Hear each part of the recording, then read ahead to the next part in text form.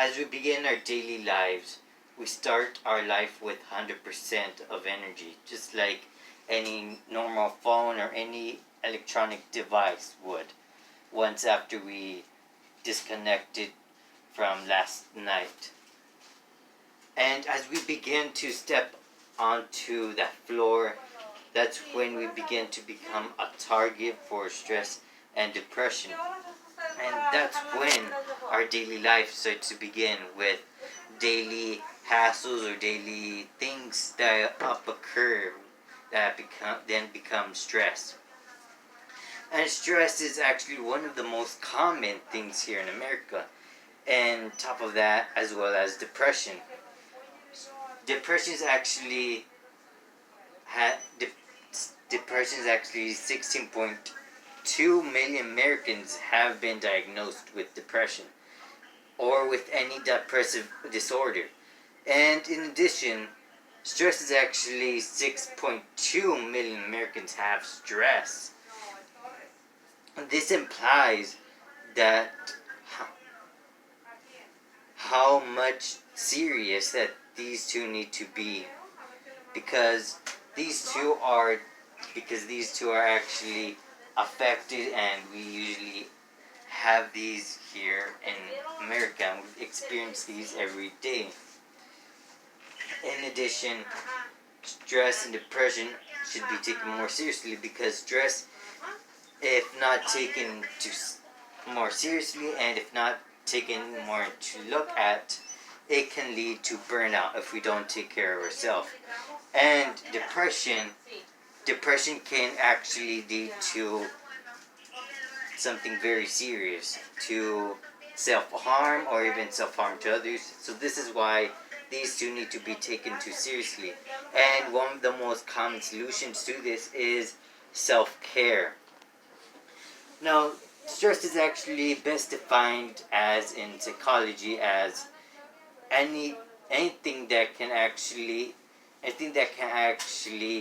trigger our body into physically and emotional state of mind. And through a stress, there is something called a stressor. And a stressor is actually a trigger. Anything that triggers us into going to that fight or flight response. For example, to tend to get into a bit more stressful situation here. And this is basically noted kind of like as a stressor, an example of it. And there's also multiple examples of how a stressor can evolve into stress, and some examples of these are as followed. One, there's a catastrophic events of stress. These types are basically events that we basically commonly hear in the news.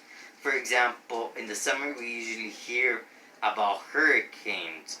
Like last year we've seen about 30 hurricanes, and this is basically noted from basically every news you hear. And this is actually puts a lot of stress on people, that noting about all the plans that you have to do in order to evacuate or in order to go somewhere else to be safe. Another type of stress here is frustration. Frustration is actually kind of noted here as kind of like an emotion, as anger. So anything that can go wrong, anything important that is actually a stress piling up within you. And another example of a stress here will be hassles. These are basically daily life problems of stress that tend to pile up on each other. For example, if you got to pay the OMG, you have to pay the bills, and then you also have like little chores or little projects to do in your house that then start to escalate, and you only have a little amount of time because you also have home inspection that day. Those are hassles, little problems piling up slowly by the minute or even by the time. And the effects of each of these examples or each of these types of stress can have a huge impact on our body. here here in the year of 1967 by a psychologist named by Handstyle. It is also stated in the psychology book of Psychology in Action, 8th edition. Here it states that how he actually stated with that graph of gas, how he explains the effects on how stress actually have on our body. Once we start getting too deep to stress, we then start to our pupils tend to dilate a bit, or even our heart rate starts to race up, and then blood pressure and etc. You name it, they start to race a bit because of the situation we are in.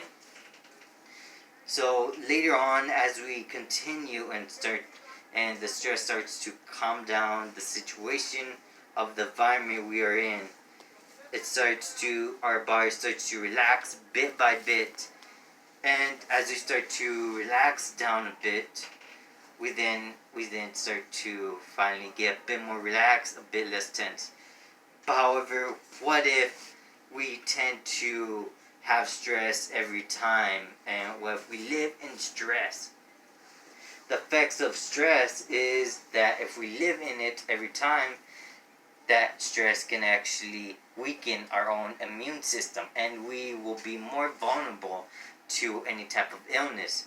Let's say cancer, heart disease, those type of illness that can actually affect you within stress.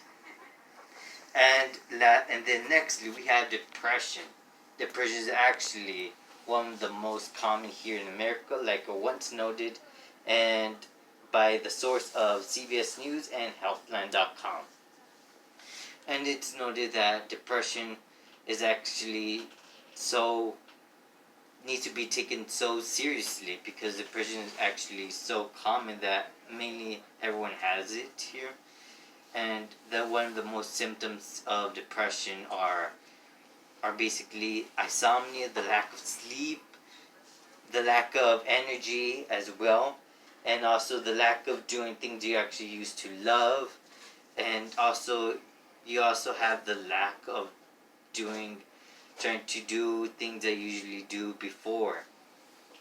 It actually takes out all of that energy from you, and also affects your eating habits as well. Like some people may actually want to eat more, and some people may actually want to eat less because they don't even want to eat. And depression can be connected to several things. One of them being the loss of a loved one, or even being lonely. It comes with several things, and the way that some things are actually being resolved to help this issue is by therapy. And nextly, the solution to this is that you guys have the self-care of trying to end stress and depression. And one of the examples of self-care is the apps that are actually easy to actually use. One of them will be Down Dog, which that is actually a yoga app. And how is yoga gonna help us alleviate? Yoga is actually scientifically proven to actually relieve stress. Actually helps with your breathing as well. It actually clears your mind away from everything that you're actually experiencing. And nextly, you also have Headspace. Headspace is actually here in the Play Store, and is actually meditation. Meditation is actually proven to be certainly one of the best things. It actually clears your mind off of things. And if you do meditation every day, like they say, it actually helps. You actually tend to get better at it. You actually learn how to basically heal yourself. And it's actually astonishing, because I actually heard years before that some people have actually done it like years. They actually know how to actually heal themselves.